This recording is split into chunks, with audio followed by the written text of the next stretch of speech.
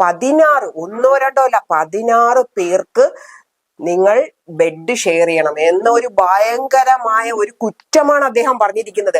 ഞാൻ ഈ സംസാരിക്കുന്നതും എന്നെ ഇത്രയും മീഡിയ സപ്പോർട്ട് ചെയ്യുന്നതും ഈ ഒരു രഹസ്യം വെളിയിലേക്ക് വരണം, ഇദ്ദേഹത്തിന്റെ യഥാർത്ഥ മുഖം വെളിയിലേക്ക് വരണം. നമസ്കാരം, മലയാളി വാർത്തയ്ക്ക് എല്ലാ പ്രേക്ഷകർക്കും സ്വാഗതം.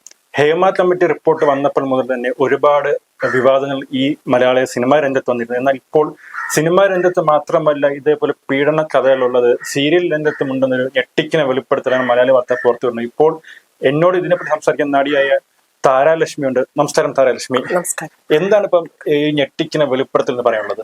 ഞാനിപ്പോ ഇവിടെ സംസാരിക്കുന്നത് എനിക്ക് വേണ്ടി മാത്രമല്ല, ഇതിന്റെ പുറകിൽ നിൽക്കുന്ന കുറെ സംസാരിക്കാൻ പറ്റാത്ത കുറച്ച് മുഖങ്ങളുണ്ട്, അവർക്ക് വേണ്ടി കൂടിയാണ് ഞാൻ സംസാരിക്കുന്നത്. കാരണം എന്റെ ഈ ഫോണിലേക്ക് വന്ന കുറെ സന്ദേശങ്ങളുണ്ട്. ഇപ്പൊ ഞാൻ സംസാരിക്കുന്ന ഉറിയടി എന്ന സിനിമയുടെ പ്രൊഡ്യൂസറും അദ്ദേഹം ഒരു ഡയറക്ടർ കൂടിയാണ്. അപ്പൊ അദ്ദേഹത്തെ കുറിച്ചാണ് ഞാൻ, അദ്ദേഹത്തിന്റെ പേര് സുധീഷ് ശങ്കർ എന്നാണ്. അപ്പൊ അദ്ദേഹം എന്നോട് മാത്രമല്ല വേറെ പല സപ്പോർട്ടിംഗ് ആർട്ടിസ്റ്റിനോടും ഇദ്ദേഹം ഇങ്ങനെ പറഞ്ഞതായിട്ടാണ് എനിക്ക് കിട്ടിയ അറിവ്. അത് വ്യക്തമായ വോയിസ് റെക്കോർഡർ എന്റെ കയ്യിലുണ്ട്. അദ്ദേഹം പറഞ്ഞത് 16 ഒന്നോ രണ്ടോ അല്ല 16 പേർക്ക് നിങ്ങൾ ബെഡ് ഷെയർ ചെയ്യണം എന്നൊരു ഭയങ്കരമായ ഒരു കുറ്റമാണ് അദ്ദേഹം പറഞ്ഞിരിക്കുന്നത്. ഞാൻ ഈ സംസാരിക്കുന്നതും എന്നെ ഇത്രയും മീഡിയ സപ്പോർട്ട് ചെയ്യുന്നതും ഈ ഒരു രഹസ്യം വെളിയിലേക്ക് വരണം, ഇദ്ദേഹത്തിന്റെ യഥാർത്ഥ മുഖം വെളിയിലേക്ക് വരണം. അദ്ദേഹം വെറും പൈശാചികമായ രീതിയിലാണ് പല ആർട്ടിസ്റ്റുകളോടും പെരുമാറുന്നത്. അതുപോലെ എന്നോടും പെരുമാറി. ഞാനിപ്പം എന്നോട് പറഞ്ഞു ഒരു സപ്പോർട്ടിങ് ആർട്ടിസ്റ്റിനെ കൊണ്ട് എന്റെ മുഖത്തടിപ്പിച്ചു എന്ന് പറയുമ്പോൾ അതിനെ ചിലര് ഹാസ്യമായിട്ടാണ് കാണുന്നത്. പക്ഷെ നിങ്ങൾ ചിന്തിച്ചോ, എന്തുമാത്രം പേരെടുത്ത് ഇദ്ദേഹം ക്രൂരമായി പെരുമാറുന്നു. എനിക്കുണ്ടായ അനുഭവം എന്ന് വെച്ചാൽ ഉറിയടിയുടെ സെറ്റി വെച്ചാണ് എനിക്ക് അനുഭവം. അവിടെ നിന്നാണ് സ്റ്റാർട്ട് ചെയ്യുന്നത്. അപ്പം അവിടെ അദ്ദേഹം പ്രൊഡ്യൂസർ ആയെങ്കിൽ കൂടി അദ്ദേഹം അവിടെ വന്നിട്ടുണ്ടായിരുന്നു. അപ്പൊ എന്റെ അടുത്ത് പറഞ്ഞു ഇവിടെ ഞാനൊരു ചെറിയ ഒരു പാട്ട് സീനി മാത്രമാണ് അവിടെ പോയത്. അപ്പോഴും അദ്ദേഹം പറഞ്ഞു ഒരു സീരിയൽ എടുക്കുന്നുണ്ട്, താര ഓഡിഷന് വന്നോളൂ എന്ന് പറഞ്ഞു. അത് പ്രകാരം പിന്നീട് എന്നെ കോണ്ടാക്ട് ചെയ്യുന്നത് പ്രൊഡക്ഷൻ കൺട്രോളറായ ഷാനുവാണ്. ഷാനു വിളിച്ചിട്ട് പറഞ്ഞു മ്യൂസിയത്തിന്റെ അവിടെ വരണം, പിന്നെ ഓഡിഷനാന്ന് പറഞ്ഞു. അങ്ങനെ ഞാൻ അവിടെ ചെന്നപ്പോഴാണ് എനിക്ക് മനസ്സിലായത് ഇത് ഒരു ട്രാപ്പാണെന്ന് എനിക്ക് മനസ്സിലായി. അപ്പൊ ഷാനു പറഞ്ഞ കുഴപ്പമില്ല, ഡയറക്ടർ അവിടെ ഉണ്ട്, പോയി സംസാരിക്കുന്നുണ്ട്. അങ്ങനെ ഷാനുവിന്റെ കൂടെ അവിടെ ചെന്നിരുന്നു. അപ്പോഴും അതൊരു വീടാ. അപ്പം അങ്ങനെ സംസാരിച്ചു. അദ്ദേഹം കഥ ഒരു ഷോർട്ടാക്കി എനിക്ക് പറഞ്ഞു തന്നു. എന്നിട്ട് ഇന്ന ആർട്ടിസ്റ്റുകൾ ഉണ്ടെന്ന് പറഞ്ഞു. അപ്പൊ ഞാൻ പറഞ്ഞു സാറേ എന്റെ വേഷം എന്താന്ന് പറയുന്നു.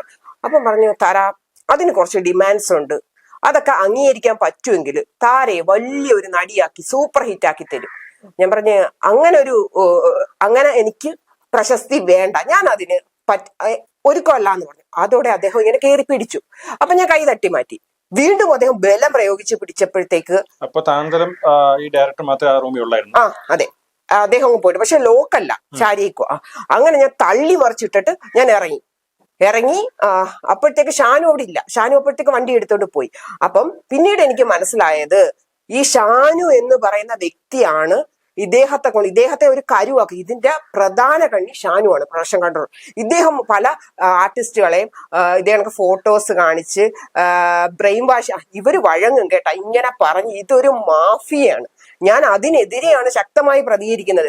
ഇങ്ങനെയുള്ള മുഖം വെളിയിൽ വരണം എന്ന് പറഞ്ഞാൽ എന്റെ വിഷയം മാത്രമല്ല, ഒരുപാട് പേരുടെ വിലാപമാണ്. അന്ന് സംഭവം നടന്നപ്പോൾ നിയമപരമായിട്ട് മുന്നോട്ട് പോയിരുന്നു. ഞാൻ ഇത് അറിയിച്ചു. പക്ഷേ ഞാൻ ഇത് അറിയിച്ചത് മ്യൂസിയത്താണ് അറിയിച്ചത്.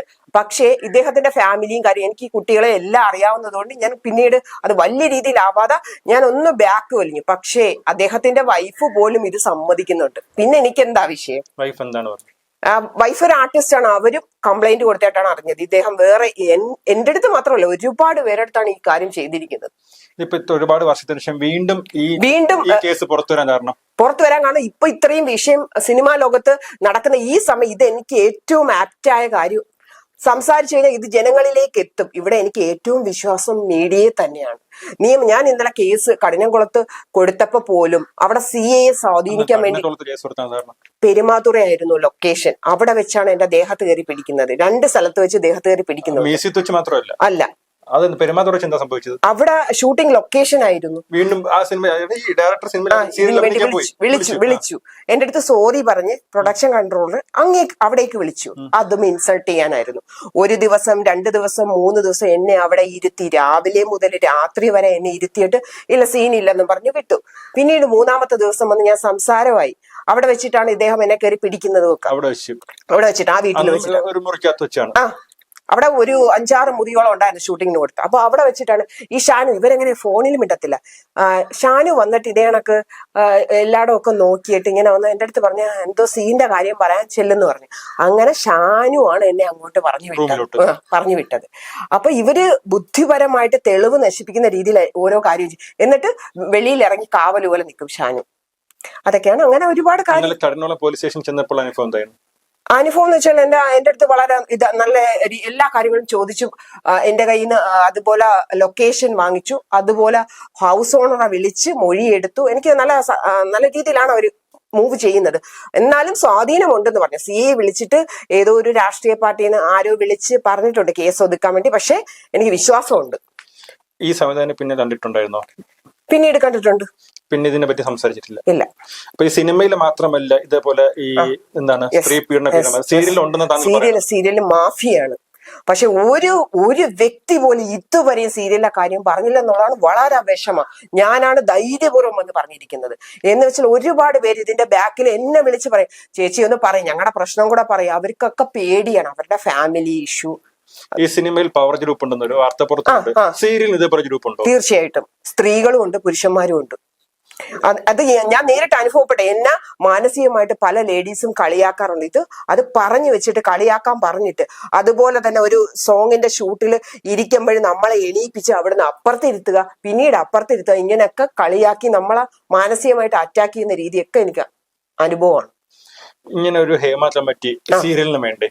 തീർച്ചയായിട്ടും അതിനു വേണ്ടിയുള്ള ഒരു പോരാട്ടം തന്നെയാണ്. ഒരു വിലാപം, സത്യം പറഞ്ഞാൽ കുറെ സ്ത്രീകളുടെ വിലാപമാണ് എന്റെ വായിലൂടെ വെളിയിൽ വരുന്നത്. അതിനൊരു നീതി, ഇതിനു വേണ്ടി ഞാൻ ഏതറ്റവും പോയി. എന്നെ ആരൊക്കെ കളിയാക്കിയാലും എനിക്കൊരു പ്രശ്നമില്ല. പക്ഷെ ഇതിനൊരു റിസൾട്ട് താരാലക്ഷ്മി കൊണ്ടുവന്നിരിക്കും. സീരിയൽ ഇതേപോലെ വഴങ്ങി കൊടുത്തില്ലെങ്കിൽ അവസരം നഷ്ടപ്പെടുത്തുന്നുണ്ടോ? ഒരു 95% ഇങ്ങനെ പറയുന്ന ആളുകളാണ് നമ്മളിപ്പോ കേട്ടുവരുന്നത്. ഇപ്പൊ ഒരു ഫോട്ടോഷൂട്ട്, ഒരു ഇൻസ്റ്റഗ്രാം ഫോട്ടോഷൂട്ടിന് വരെ ഇതാണ് ഡിമാൻഡ് ചെയ്യുന്നത്. അപ്പൊ ഇത് ഏത് അവസ്ഥയിലാണ് പോയിക്കൊണ്ടിരിക്കുന്നത്? അപ്പൊ ഇവിടെ തുറന്നു പറഞ്ഞു കഴിഞ്ഞാൽ അവര് ശരിയല്ല. നമുക്ക് സത്യം തുറന്നു പറയണ്ടേ, നമ്മുടെ അനുഭവം പറയണ്ടേ. അത് ഹേമ കമ്മിറ്റി റിപ്പോർട്ട് വന്നപ്പോൾ തന്നെ സിനിമാ രംഗത്തെ പല കഥകളും പുറത്തു വന്നത്. ഇന്ന് മുതൽ സീരിയൽ രംഗത്തെ കഥകളും പുറത്തു വരികയാണ്. ഇനി വരും ദിവസങ്ങളിൽ എത്രത്തോളം സീരിയൽ നടിമാർ ഇതുമായി ബന്ധപ്പെട്ട് കഥകൾ മാധ്യമങ്ങളുടെ മുമ്പിൽ വരുന്നത് കണ്ടറിയാം. ക്യാമറാമാൻ വിനോദിനൊപ്പം റിപ്പോർട്ടർ അഭിലാഷ്.